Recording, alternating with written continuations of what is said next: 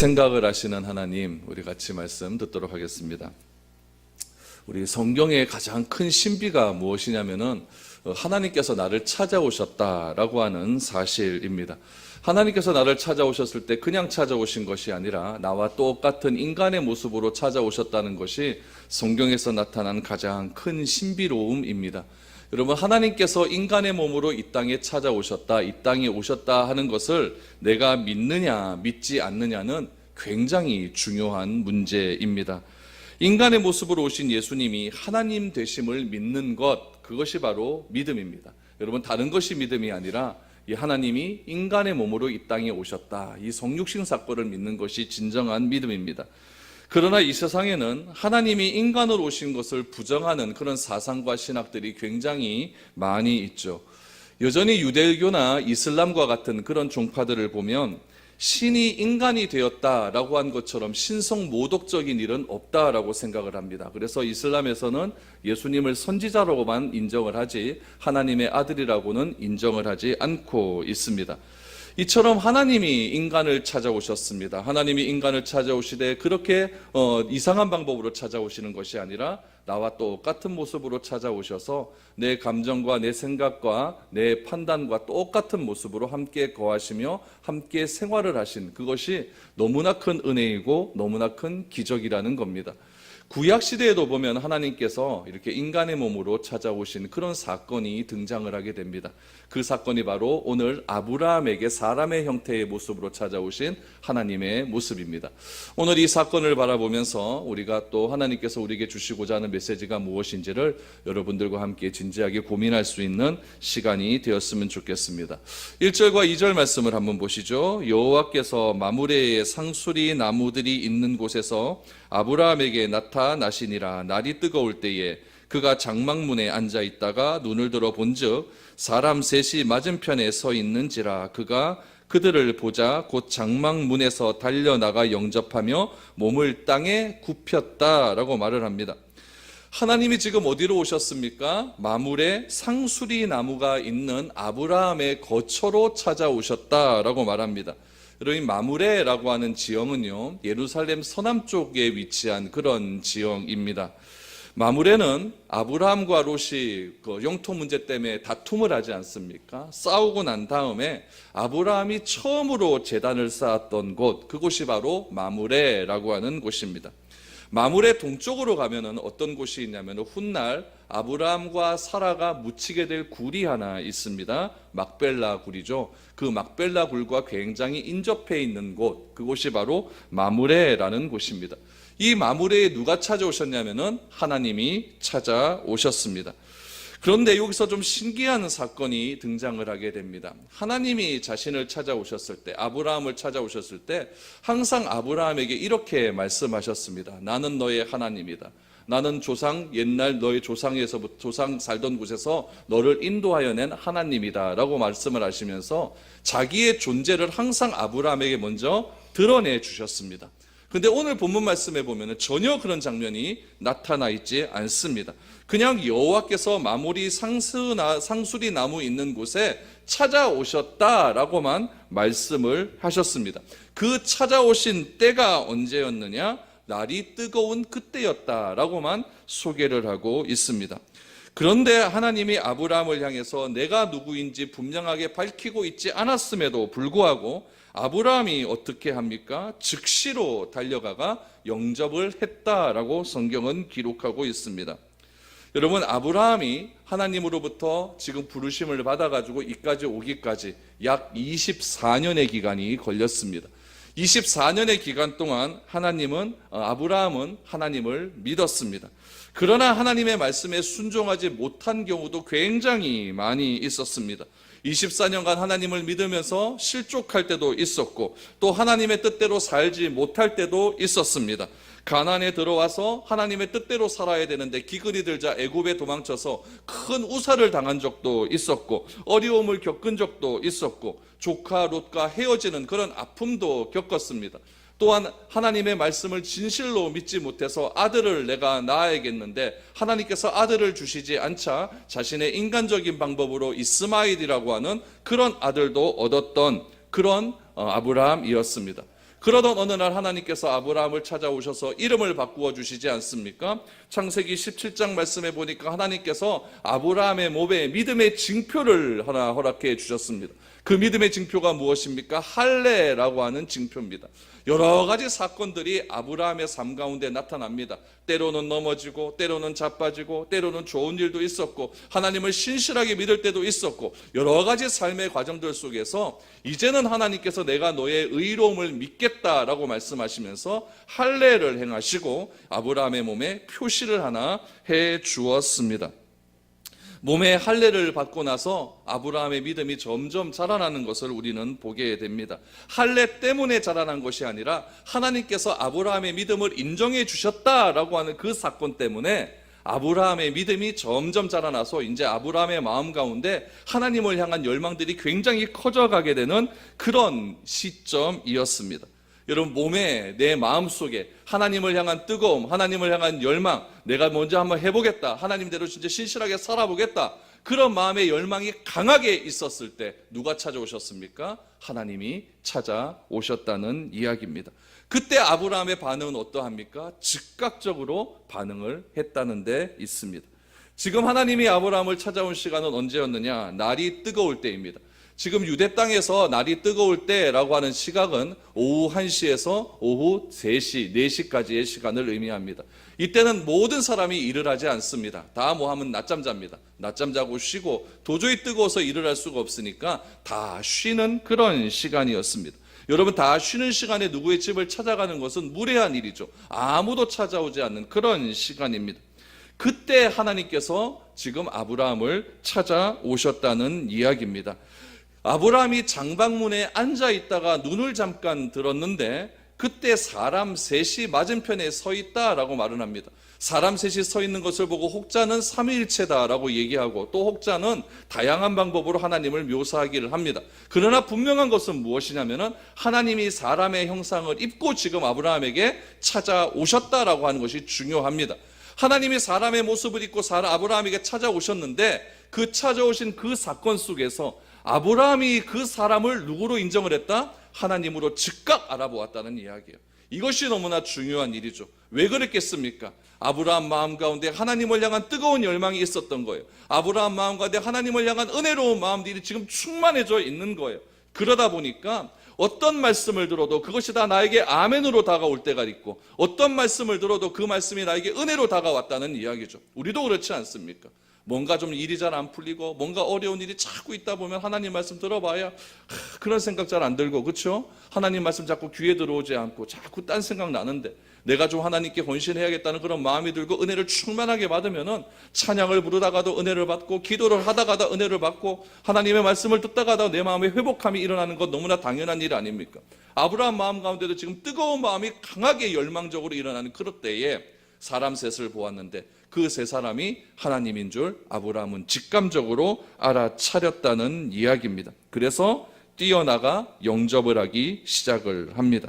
인사를 하게 되는데 2절 하반절에 보니까 몸을 땅에 굽혔다라고 말합니다. 이것은 어떤 장면을 묘사하냐면은 손바닥이 땅바닥에 닿았다라는 이야기입니다. 그럼 엎드려 절하는 상태를 의미하고 있는 것입니다. 구약시대 때 몸을 땅에 굽혔다라고 하는 의미는 예배 드릴 때 예배자에게 하는 그런 행위였습니다. 지금 아브라함이 하나님을 향하여서 지금 국신하게 최고의 예우를 행하고자 하고 있다는 이야기입니다. 몸을 굽혀 가장 극진한 사람을 맞아들이기 시작을 합니다.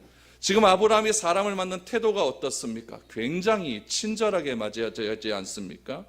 아브라함은 알아차렸던 겁니다. 그분이 바로 하나님이다. 영접하여 몸을 굽힙니다. 여러분, 우리가 믿음이 자라고 하나님과의 관계가 좋아지게 되면 사람을 맞이하는 태도가 달라지게 됩니다. 사랑이라고 하는 것은 무엇이냐면은 사람을 맞이할 때 인색하게 대하지 않는 태도, 그것을 사랑이라고 이야기합니다.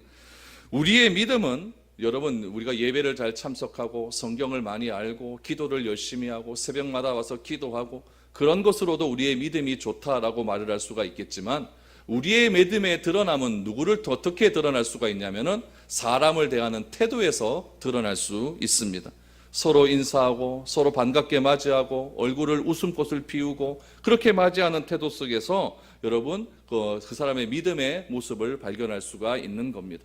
아브라함이 지금 어떻게 합니까? 2절에 보니까 장막문에서 달려나갔다. 여러분 누구에게 달려나갔다라고 하는 것은 굉장히 이거는 좀 특별한 표현입니다. 신약 성경에 보면은 누군가를 맞이할 때 달려나갔다는 표현이 딱 한 번 등장을 합니다. 언제 등장을 하냐면은 누가복음 15장에서 돌아온 탕자의 비유가 나오는데 아버지가 돌아온 자기의 둘째 아들을 보면서 즉각적으로 달려나가는 것을 보게 됩니다. 이것은 여러분 굉장히 반가운 표현입니다. 이거는 사랑의 표현이에요. 사랑하지 않으면 달려나갈 수가 없어요. 미워하는 사람이 왔는데 뭐하러 달려나가겠습니까? 아브라함도 그렇고 돌아온 탕자의 아버지의 모습에도 보면은 이 달려나갔다라고 하는 것은 그만큼 그의 마음 가운데 사랑함이 가득 차 있다라고 하는 그런 표현이라는 것입니다. 왜 이렇게 아브라함의 모습이 달라졌을까요? 그의 믿음이 점점 성숙해져 간다는 것을 볼 수가 있기 때문에 그렇습니다. 아브라함의 믿음이 점점 변해가는 겁니다. 그 변해가는 것이 누구를 통해서 알 수가 있냐? 어떤 태도를 통해서 알 수가 있느냐? 사람을 대하는 태도를 통해서 알 수가 있게 되는 것입니다. 3절과 4절 말씀 보십시오. 아브라함이 그 사람들을 맞이할 때 이렇게 이야기합니다.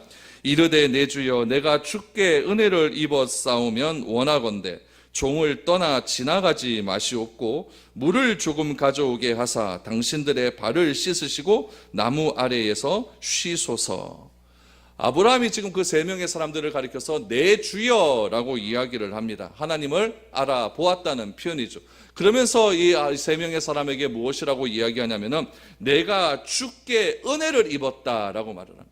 내가 주께 은혜를 입었기 때문에 이런 일을 하겠다라고 이야기합니다. 일이 우선입니까? 은혜가 우선입니까? 은혜가 우선입니다. 내가 하나님을 바로 알고 하나님과의 관계가 정립되어지고 하나님에 대한 신실한 사랑이 싹 텄을 때 그의 삶 가운데 사역이 시작된다는 이야기입니다. 아브라함은 말합니다. 내가 주께 은혜를 입었기 때문에 제발 나를 지나가지 마시고 내가 당신들의 발을 씻을 수 있는 그런 은혜를 베풀어 달래라고 그렇게 이야기를 하고 있는 겁니다. 물을 가져와서 발을 씻게 해달라고 말을 합니다. 그 당시에 물은 굉장히 귀한 것 아닙니까? 귀한 것인데 그 물을 가져다가 발을 씻게 해달라고 말합니다. 발은 여러분 하인이 주인에게 씻는 행동입니다. 아브라함은 자신이 주인임에도 불구하고 아브라함의 하인이 몇 명 있었습니까? 318명 있지 않습니까? 자기의 사병들이 318명이나 있는 굉장히 큰 부한 사람이었습니다. 그런 부자임에도 불구하고 아브라함은 자신을 찾아온 손님에게 발을 씻을 수 있는 영광을 달라라고 그렇게 말을 합니다. 여러분 이것이 사랑입니다. 사랑하게 되면 가장 흉한 곳을 덮어줄 수 있습니다. 사랑을 하게 되면 가장 흉한 곳을 닦아주고 씻어줄 수 있습니다. 사랑을 하게 되면 자신이 가장 힘들다고 하는 사람을 품어줄 수 있는 것입니다. 마리아를 보십시오. 마리아가 향유 옥합을 깨뜨릴 때 가룟 유다는 이렇게 이야기를 합니다. 왜 그 비싼 향유를 이렇게 헛된 곳에 허비를 하느냐라고 말을 합니다. 가룟 유다는 머리가 굉장히 비상한 사람이었습니다. 딱 보면 계산이 되는 사람이었죠. 마리아가 가져오는 그 향유가 약 300데나리온이나 되는 것을 그는 직감적으로 알게 되었습니다. 300데나리온이라는 것은 여러분 300일치의 일당입니다. 10개월치의 임당이라면 여러분 굉장히 큰 돈 아니겠습니까? 그것을 어떻게 땅바닥에 버릴 수가 있느냐? 가룟 유다는 이야기하죠. 이것을 가져다가 불운한 이웃에게, 가난한 이웃에게 나누어주면 훨씬 좋은 것 아니겠습니까? 라고 이야기합니다. 이것은 여러분 가룟 유다가 진짜 그 돈을 가지고 가난한 이웃에게 나누어주고 싶다라고 하는 말이 아니라 돈이 아깝다라는 이야기입니다. 아깝다라는 이야기죠. 가룟 유다는 300데나리온이 되는 돈이 순식간에 계산이 되었다는 이야기입니다. 여러분 사랑하면 계산하지 않습니다. 사랑이 없으면 하루 종일 무엇을 계산하냐면 원가 계산합니다. 감가상각비 계산하는 거죠. 내가 이렇게 일했는데 얼마가 떨어질까? 사랑하면 여러분 그런 것들이 계산이 않습니다. 예수님은 이 마리아의 헌신을 보고 이렇게 말씀을 하셨습니다. 이 향유의 냄새가 오고 가는 세대 가운데 기념이 될 것이다. 이 향유가 오고 가는 세대 가운데 기념이 될 것이다. 마리아는 하나님의 발을 씻긴 최초의 사람이 되었고 예수님은 누구의 발을 씻겨 주십니까? 제자들의 발을 씻겨 주십니다. 참된 사랑이란 무엇입니까? 누군가의 허물을 덮어주는 겁니다. 저도 아버지와의 관계가 굉장히 좋지 않았습니다. 아버지가 목사가 되는 게 기분이 나빴습니다. 여러분, 목사 자녀로 살아가는 게 쉽지가 않습니다. 여러분, 목사 자녀는요 다 이해해야 됩니다. 다 이해해야 됩니다. 그래서 아버지가 갑자기 어느 날 목사가 된다고 하니까 별로 좋지 않았습니다. 더군다나 고등학교 1학년 때 저는 한참 부모님의 사랑을 받고 부모님께 도를 받아야 될 그럴 나이에 자기 사명 감당한다고 의성으로 내려가 버리니까 제가 얼마나 기분이 나쁘겠습니까? 저는 고3 때도 혼자 있었습니다. 아무도 저를 돌보아주지 않았습니다. 굉장히 아버지가 미웠죠. 저는 아버지 때문에 예배란 예배는 다 참석을 했습니다. 하다못해 저는 고등학교 의성에 내려가서 방학 때도 저는 구역 예배까지 참석을 할 정도였습니다. 안 하면 안 되거든요. 그러니까 굉장히 보수적인 아버지 앞에서 그렇게 아버지로 또 훈련을 받게 되었죠. 그러다가 어느 날 아버지가 저하고 관계가 별로 안 좋은 걸 아시니까 저는 어느 수련회에 데리고 가셨는데 그 수련회가 좀 이상한 수련회예요. 아침에 일어나면 뭔가가 선물이 항상 놓여져 있습니다. 머리맡에. 한날을 딱 보니까 편지도 써 있고, 한날은 딱 보니까 무슨 반지도 하나 또 나 있고, 이건 우리 아버지가 해줄 스타일이 아니거든요. 한날을 보니까 이게 목걸이도 하나 있고, 한날을 보니 뭐 예쁜 공작돼 있는 것도 하나 있고. 그래서 이건 도대체 뭐냐? 아침에 그 수련회 또 이제 집회 갔다 오면 이분은 또 다 개어져 있고, 이게 도무지 이해가 되지 않았죠. 셋째 날인가 오전 시간에 안막으로 되어 있는 캄캄한 방에 저희를 다 들러 보내었습니다. 그리고는 다 앉으라 그러대요. 앉아 있었더니 누군가 들려오는 소리가 들렸습니다. 제 발을 붙들고 막 우는 거예요. 막 우는 거죠. 이게 뭔가 싶어 갑자기 불이 팍 켜지니까 저희 아버지죠. 막 울고 그걸 닦아주고 있는 거죠. 그러면서 아버지가 미안하다라고 얘기하더라고요. 사랑하면은 닦아줄 수가 있는 거죠. 사랑하면 자신의 모든 것들을 희생할 수가 있는 거죠. 아브라함이 그 사람들, 처음 보는 사람들, 하나님으로 인정한 그 사람들을 닦아줄 수 있었다라고 하는 것은 그 사람에게 무엇을 입었사오며 은혜를 입었사오며 그런 것이 있었기 때문에 간절히 그의 발을 닦아줄 수 있는 신실한 마음이 있었던 겁니다. 처녀 마리아가 총각이었던 예수님의 발을 닦아준다. 이거는 그 시대의 상황으로는 도저히 이해가 되지 않는 그런 덕목이었죠. 가룟 유다의 말이 훨씬 더 계산적으로 맞는 이야기입니다. 그러나 마리아는 그런 헌신을 했습니다. 왜 그럴까요? 사랑하기 때문에 그런 헌신이 나온다는 이야기죠. 여러분, 참된 사랑은 누군가의 허물을 덮어주는 것입니다. 뒷말을 만들지 않는 사랑은 하나님으로부터 받은 사랑이 있어야 가능하다는 겁니다. 어떤 사람은 자기 얘기를 하지 않고 꼭 남의 얘기만 하는 사람이 있습니다. 이런 거 별로 좋은 것 아닙니다. 교회에서도 뒷말이 굉장히 많지 않습니까? 여러분, 교회에서 뒷말하지 마십시오. 교회에서 남의 얘기하지 마십시오. 교회 어떻게 하면은 좀 더 긍정적으로 아름다운 교회를 이루어갈까? 이런 얘기가 자꾸 교회에서 풍성하게 나올 때 교회는 더욱더 신실해질 수가 있고 아름다운 성경적인 교회가 될 수가 있는 겁니다. 오늘 공동회의 때 이제 어린이부 신설할 겁니다. 어린이부 신설하게 되는데 우리 처음 개척할 때 어린이부 한번 하지 않았습니까? 그러면서 어린이부가 다 흩어졌습니다. 그때 제가 한 말 기억이 하십니까, 여러분들? 제가 이런 말을 하면서 다 흩었습니다. 이제 우리 교인들 중에서 어린이가 등장을 하면 그때 다시 시작하겠다라고 말씀을 드렸습니다. 이제 그때가 온 것 같습니다. 작지만 다시 시작하려고 하는데 여러분들이 모여서 그런 이야기 하는 거예요. 어떻게 하면 어린이부 더욱더 사랑으로 대할 수 있을까? 어떻게 조금 더 우리 젊은 분들, 어린이들 더 사랑으로 대해서 그들에게 아름다운 풍성한 하나님의 복음을 증거할 수 있을까? 이런 이야기들이 교회에서 풍성하게 되어질 때 그것이 바로 교회를 사랑하는 일이고 교회 속에서 하나님 나라를 실현할 수 있는 그런 아름다운 일임을 여러분 꼭 기억하시기를 바랍니다. 교회를 사랑할 때 교회에 대한 아름다운 헌신이 나오고 교회를 사랑할 때 교회의 허물을 덮어줄 수 있는 그런 은혜가 넘쳐날 수 있다는 이야기입니다. 여러분, 우리는 대접을 하지만 세상은 무엇을 할까요? 접대를 합니다. 대접은 내가 받은 것이 있기 때문에 내가 다른 사람을 섬기는 일인 것이고 세상이 말하는 접대라는 것은 무엇이냐면 내가 그 사람으로부터 무엇인가 요구할 것이 있기 때문에 그 사람에게 먹이는 것입니다. 여러분, 대접과 접대는 정상반되는 개념이죠. 우리 교회에 하나님의 은혜를 받은 사람은 접대를 하는 것이 아니라 대접하는 삶을 살아가게 되는 것이죠. 오늘 아브라함은 대접을 하기 시작을 합니다. 왜 그렇습니까? 내가 은혜를 받았사오며 라고 하는 은혜가 너무나 커졌기 때문에 아브라함은 대접하기 시작합니다. 어떻게 대접할까요? 5절에서 7절을 한번 보십시오. 내가 떡을 조금 가져오리니 당신들의 마음을 상쾌하게 하신 후에 지나가소서. 당신들이 종에게 오셨음이니이다. 그들이 이르되 내 말대로 그리하라. 아브라함이 급히 장막으로 가서 사라에게 이르되 속히 고운 가루 세 스아를 가져다가 반죽하여 떡을 만들라 하고, 아브라함이 또 가축대 있는 곳으로 달려가서 기름지고 좋은 송아지를 잡아 하인에게 주니 그가 급히 요리한지라. 여러분, 아브라함이 지금 이 세 사람을 향한 대접을 여러분 기억하십니까? 발을 씻깁니다. 사라에게 땅을 구우라고, 떡을 만들라고 말을 하면서 스아, 세 스아를 이야기합니다. 세 스아, 고운 가루 세 스아. 여러분, 세 스아라고 하는 이 단위는요 20kg이에요. 쌀, 밀가루 한 포대. 여러분, 지금 몇 명이 먹는 겁니까? 3명. 아브라함까지 4명. 아브라함 4명 먹는데 밀가루 20kg면은 여러분, 떡 몇 말 나옵니까? 이거는 말도 안 되는 거예요. 지금 또 고기는 뭐 잡습니까? 좋은 송아지. 이거는 A 뿔뿔이 아니라 2뿔뿔, 3뿔뿔입니다. 제일 좋은 송아지 잡아다가 지금 손님에게 대접하는 겁니다.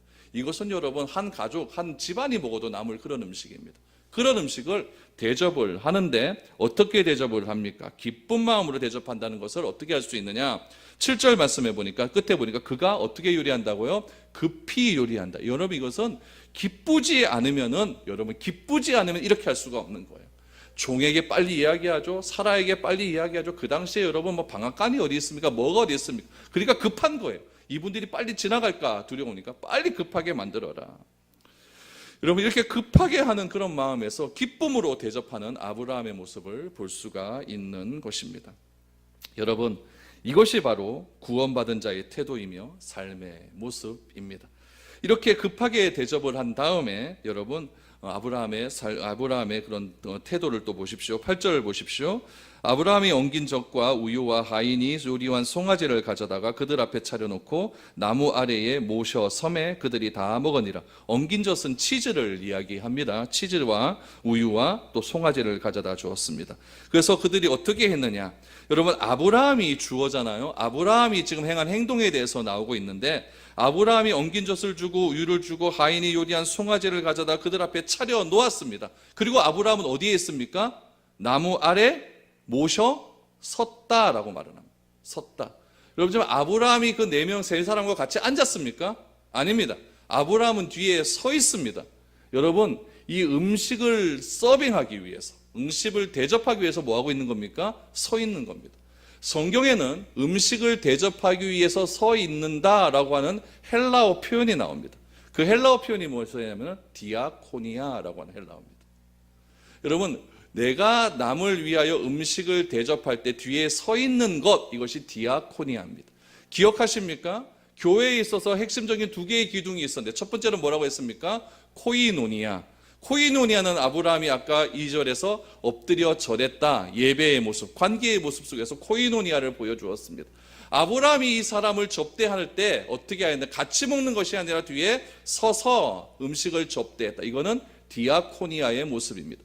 여러분, 진정한 교회의 모습이 아브라함이 사람의 형상을 입고 내려오신 그 하나님의 모습에서 알 수가 있는 겁니다. 무엇을 하고 있습니까? 같이 밥을 먹고 있는 것입니다. 여러분, 기독교는 어떤 공동체냐면 식탁 공동체예요. 기독교는 도서관이나 강의실이 아니에요. 식탁에 둘러 앉아서 함께 식사를 하면서 공동체를 경험하는 것입니다. 그곳에서 우리는 밥을 먹는 것이 아니라 사랑을 경험하게 되는 것이죠. 나를 위하여 이렇게 디아코니아적인 삶을 헌신한 그 사람의 사랑을 경험하게 되는 겁니다. 요한계시록 3장 20절 말씀에 보면은 이런 말씀이 있습니다. 같이 읽어보죠. 시작. 볼지어다 내가 문 밖에 서서 두드리노니 누구든지 내 음성을 듣고 문을 열면 내가 그에게로 들어가 그로 더불어 먹고 그는 나로 더불어 먹으리라. 여기서도 먹는 이야기가 나옵니다. 그 당시에는 계약을 하고 나면은, 갑과 을과의 계약을 하고 나면은 여러분, 우리는 도장 찍고 악수하고 가면 그만인데, 그 당시는 꼭 밥을 먹습니다. 밥을 먹으면서 너와 나는 이제는 관계를 맺게 되었다라고 하는 의미로 밥을 먹는 거예요. 예수님께서 지금 우리의 문 앞에서 문을 두드리고 있습니다. 문을 두드려서 예수님은 두드리고 계시고 나는 엽니다. 그러면 무엇이 성립이 되어야 되냐면은 예수님의 언약을 내가 받아들인다라고 하는 그런 계약이 성립이 되는 거예요. 성립되고 잘 되었다는 의미로 어떻게 하는 거예요? 그는 나와 더불어 먹고 나는 그와 더불어 먹는다라고 말을 합니다. 이 먹는다라고 하는 개념이 예수님께서 십자가에 달리시기 전날 밤에 우리에게 그대로 행하셨습니다. 그것을 무엇이라고 합니까? 성만찬이라고 이야기합니다. 예수님께서는 자신의 몸을 떼면서 제자들에게 무엇이라고 이것은 내 몸이다라고 말씀해 떡을 떼면서 내 몸이라고 말씀하셨고 잔을 주면서 이것은 내 피라라고 말씀을 해주셨습니다. 여러분 이것은 단순히 식사의 대접이 아니라 이것은 예수님과 제자들 간에 하나가 되었다라고 하는 그런 의미를 갖고 있는 겁니다. 예수님과 제자 간의 계약이 성립되었다. 어떤 계약이요? 예수님이 너희를 사랑하셔서 죽기까지 너희를 사랑한다라고 하는 계약이 성립되었다는 표현입니다. 우리가 왜 성찬식을 하게 됩니까? 이제는 교회에 모든 모인 이 성도들 한 사람 한 사람들이 하나가 되었다라고 하는 신실한 표현이에요. 그냥 빵 하나 먹고 그냥 잔 하나 마시고 그게 중요한 것이 아니라 이것은 또 빵을 먹는 것은 이것은 그리스도의 몸이고 포도즙을 먹는 것은 이건 그리스도의 피라고 하는 사실을 내가 믿고 그리스도의 피가 나에게로 들어가고 그리스도의 몸이 나에게로 들어간다고 하는 그는 나와 더불어 먹고 나는 그와 더불어 먹으리라고 하는 계약관계가 성립되어서 이제는 하나가 되었다라고 하는 신실한 의미가 성만찬에 담겨져 있는 겁니다. 지금 아브라함은 지금 하나님께 값진 음식을 정성껏 대접하기 시작을 합니다. 이것은 무엇입니까? 교회의 신실한 모습을 보여주고 있는 거예요. 하나님께서 우리에게 베풀어 주신 그 복을 함께 누리겠다라는 이야기죠. 아브라함이 하나님으로부터 은혜를 받았기에 그 받은 은혜의 반응으로서 정말 귀한 것을 하나님께 대접하는 겁니다. 초대교회 때 그 가운데 성령이 임하고 난 다음에 3,000명이나 되는 사람이 세례를 받고 예수님을 믿게 되었습니다. 그리고 누구의 명령도 없었습니다. 각자 그 사람들의 집에 들어가서 각자 그 집안의 형편대로 사람들이 쫙 나눠주기 시작을 합니다. 어떤 사람은 10명, 어떤 사람은 15명, 어떤 사람은 5명 집을 다 공개하고 그 집에 나누어 들어가기 시작을 합니다. 거기서 여러분 세상이 경험할 수 없는 놀라운 경험이 일어나게 됩니다. 어떤 경험이 일어나게 됩니까? 그들이 각 가정에서 각자의 필요를 따라 나누었다라고 말을 합니다. 내 돈인데 왜 나눕니까? 내 돈인데 그 가정 모임 가운데 필요한 것이 있으니까 그거 필요에 따라 각자 나누는 겁니다. 나누고 거기서 무엇을 합니까? 사도들의 가르침을 받습니다. 떡을 떼며 먹으며 기도하기 시작을 합니다. 이 세상에서 경험할 수 없는 놀라운 일들이 지금 일어나고 있는 겁니다. 여러분 그 가운데 어떤 일이 있었을까요? 남 뒷담화하는 거요? 없었습니다. 그런 거요. 남 험담하는 거요? 없었습니다. 얼굴만 봐도 기쁜 거예요. 얼굴만 봐도 즐거운 거예요. 저녁에 모여서 떡을 떼며 함께 만찬을 나누며 하루에 있었던 여러 가지 일들을 나눌 때에 거기서 얼마나 기쁜 아름다운 공동체의 모습이 형성이 되었겠습니까? 그 모습이 무엇입니까? 교회입니다. 오늘날 교회가 교회로서의 가치를 누리지 못하는 이유는 이런 모습이 다 사라졌기 때문에 그렇습니다. 아, 저 인간 또 왔나?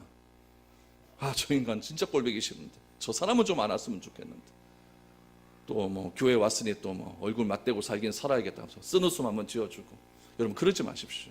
그러지 마십시오. 다 보면 반갑고 즐겁고 아름다운 모습들 아닙니까? 아브라함과 세 사람은 나무 밑에서 풍성한 교제함이 일어나기 시작을 합니다. 여러분 잘 먹여놨더니 드디어 그 세 사람이 온 목적이 드러나기 시작을 합니다. 여러분 먹으면 입이 열리면 마음이 열려요. 잘 먹여놨더니 여러분 9절을 한번 보십시오. 그들이 아브라함에게 이르되 내 안에 사라가 어디 있느냐 대답하되 장막이 있나이다.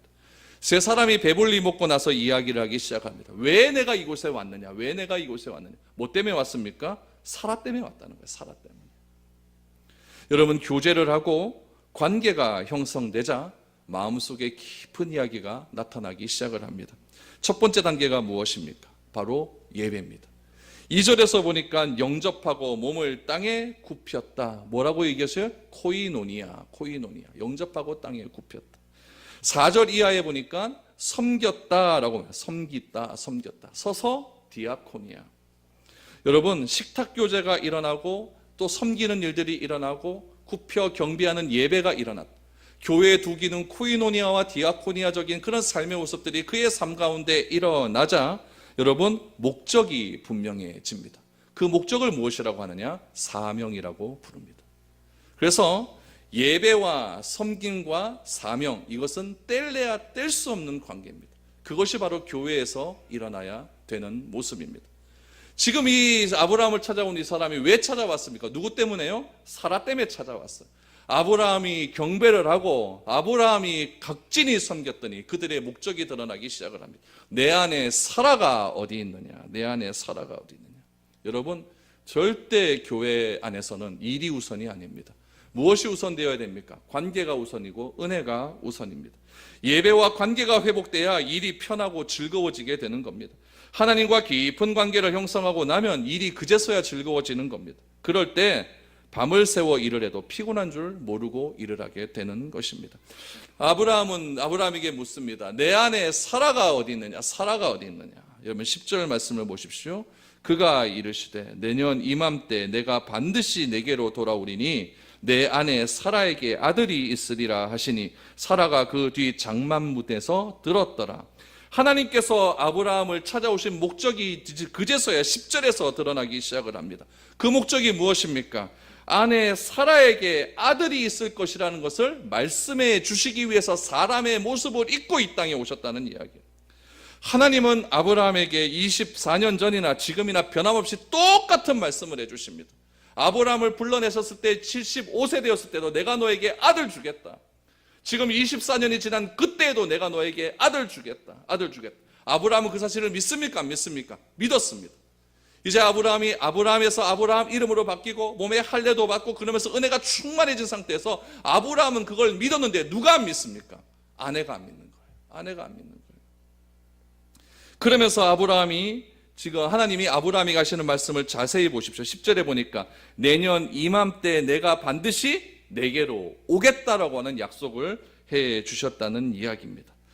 여러분, 하나님께서 아브라함에게 내년 이맘때 또 오시겠다고 이야기합니다. 여러분, 이것이 교회입니다. 교회란 무엇입니까? 한 번 오고 안 오는 곳이 아닙니다. 교회는 매일매일 와야 돼요. 교회는 매일 와야 돼요. 오늘도 왔으면 다음 주 또 오시는 곳이 교회입니다. 오늘 오고 다음 주에 안 와버리고 이러면 교회가 어떻게 형성이 될 수가 있겠습니까? 교회는 모임인데요. 사람이 안 오면 어떻게 형성될 수가 있겠습니까? 하나님께서 아브라함을 찾아오셔서 내가 내년 이맘때 다시 올 것인데 그때는 무슨 말씀하실게요? 이제는 아들 취하라고만 해. 딴 거 해줄게. 이게 아니라 다 내년 이맘에 다시 오셔도 내가 너에게 아들 주겠다. 하나님의 말씀은 변함없이 우리에게 임한다는 사실입니다. 하나님이 아브라함에게 변함없이 말씀하시는 것, 아들 주겠다는 겁니다. 어떤 장애물이 있을지라도 그 일이 불가능해 보일지라도 그것을 뛰어넘는 약속이 있음을 기억하라는 것입니다. 그래서 하나님께서는 사라에게 이 말씀하고 싶어서 그렇게 오셨다는 이야기입니다. 세상의 종교를 보십시오. 세상의 종교는 절대 신이 사람을 찾아오지 않습니다. 사람이 그 신을 찾아가기 위해서 노력을 기울이고 정성을 기울이고 간절한 마음으로 절하고 또 절합니다. 어떨 때는 산 꼭대기도 올라가죠. 어떨 때는 바다 끝까지 갑니다. 왜요? 그 신 찾아다니러 가는 거예요.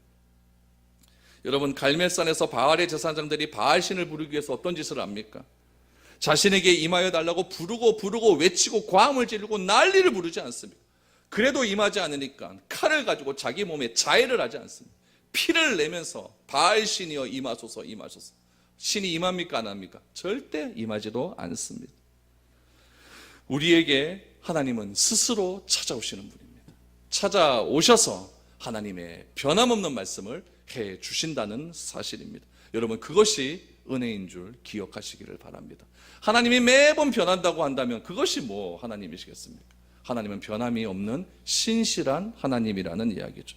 근데 여러분, 이 정도 하나님께서 딱 들여보내 주었으면은 사라의 반응이 좀 뭔가 좀 액션이 나와야 되네. 이 사라가 보통 믿음 없는 여자가 아니에요. 여러분 11절 12절을 보십시오. 아브라함과 사라는 나이가 많아 늙었고 사라에게는 여성의 생리가 끊어졌는지라 사라가 속으로 웃고 이르되 내가 노쇠하였고 내 주인도 늙었으니 내게 무슨 즐거움이 있으리요. 사라는 지금 천막 뒤에서 지금 엿듣고 있는 겁니다. 지금 아브라함과 이 세 사람이 하는 이야기를 듣고 사라가 여러분 12절에 보니까 사라가 어떻게 웃었습니까? 하하하하 이렇게 웃었어요? 아닙니다. 속으로 웃었어요. 이게 속으로 웃었어요. 여러분, 아브라함이 되었고 사레도 사라가 되었습니다. 근데 현실은 더 안 좋아집니다. 아브라함은 하나님이 주신 말씀을 믿고 자신의 정체성 새롭게 확립하고 하나님을 만났는데, 사라는 어떻게 되었습니까? 하나님이 그렇게 말씀해줘도 믿음이 안 자라는 겁니다. 여러분, 남편의 믿음이 더 좋은 가정도 있고 아내의 믿음이 더 좋은 가정이 있습니다. 여러분, 중요한 것은 무엇이냐면 남편의 믿음이 더 좋다고 아내의 믿음이 더 좋지 않을 수도 있다는 이야기예요. 절대 부부가 같은 믿음으로 살아나지 않습니다. 다 개개인의 각자의 믿음이 있는 겁니다. 우리의 자녀들의 믿음도 똑같다는 이야기예요. 각자의 신앙을 키우지 않으면요, 절대로 여러분 신앙생활을 할 수가 없어요. 사라는 그래서 속으로 웃습니다. 아브라함 믿음은 기가 찬데 이 사라의 믿음이 안 좋아요. 도대체 우리 나이가 몇인데, 나는 이것도 끝났는데 무슨 아는 의심으로 웃기 시작을 합니다. 여러분, 하나님을 믿기는 했지만 지금 사라는 무엇을 의심하고 있냐면 하나님의 능력을 의심하는 거예요. 이것이 바로 우리의 모습입니다. 하나님은 믿긴 믿습니다. 천지도 창조하신 것 같고 나를 위해서 십자가에 죽으신 것도 같고. 그렇다면 여러분, 하나님의 능력은 믿습니까? 그렇지 못한 것이 우리의 현실일 수 있습니다. 한만 믿으려고 해도 안 믿어집니다. 그래서 언제나 인간적인 생각으로 그의 선택의 방법이 따라갈 수밖에 없는 것이죠. 여러분, 사라의 말을 합니다. 자신도 늙었고 아브라함도 늙었다. 무슨 즐거움이 자신에게 있느냐? 회의적으로 이야기하죠. 다 늙어 빠진 영감할 마이 무슨 즐거움이 있겠습니까? 이렇게 얘기하는 거예요. 13절 보십시오. 여호와께서 아브라함에게 이르시되 사라가 왜 웃으며 이르기를 내가 늙었거늘 어떻게 아들을 낳으리요? 하나님께서 사라의 불신앙을 지적하십니다. 하나님의 속도 지금 타들어가기 시작을 하는 거죠. 약속의 자녀를 주시기 직전 아닙니까? 지금요. 조금 있으면 사라가 임신하게 될 건데 그걸 못 기다리고 사라는 여전히 불신앙 가운데 있습니다. 여러분, 사라는요, 웃음소리를 낼 때 하하하 웃지 않고 12절을 말씀해 보니까 속으로 웃었다라고, 속으로 웃었다. 그런데 13절 말씀해 보니까 하나님이 아브라함에게 이렇게 얘기합니다. 사라가 왜 웃었느냐라고 이야기합니다. 하나님은 속의 내용도 아십니다. 하나님은 장막 뒤에 있는 사라의 웃음소리까지 듣고 계셨습니다. 하나님을 여러분, 내 수준으로 생각하지 마십시오. 하나님을 내 수준으로 생각해서 하나님이 내 수준밖에 안 됐다라고 하는 것이 여러분 이성주의고, 여러분 합리주의고, 우리 인간적인 생각, 인문학적인 생각들입니다. 그러나 하나님의 생각은 내 생각보다 훨씬 크다는 것을 인정하셔야 됩니다. 그래서 하나님께서는 형제를 욕하면 살이라는 것이고 여자를 마음속에 품기만 해도 간음한 것이다 라고 말하는 겁니다. 하나님의 생각은 곧 행동이고 말이 될 것임을 아시기 때문에 생각을 다스리라 라고 말을 하는 것이죠. 여러분, 하나님은 내 생각을 듣고 아시기 때문에 이렇게 말씀하고 있습니다. 14절을 보십시오. 여호와께 능치 못한 일이 있겠느냐? 기한이 이를 때에 내가 내게로 돌아오리니 사라에게 아들이 있으리라. 하나님에게는 못하실 일이 없다라고 말씀을 하고 있습니다. 새로운 믿음을 가질 것을 요구하고 계시죠. 15절입니다. 사라가 두려워서 부인하여 이르되 내가 웃지 아니하였나이다. 이르시되 아니라 내가 웃었느니라. 사라의 말대로 사라는 웃었습니까? 안 웃었습니까? 안 웃었습니다. 어떻게 웃었어요? 속으로 웃었죠.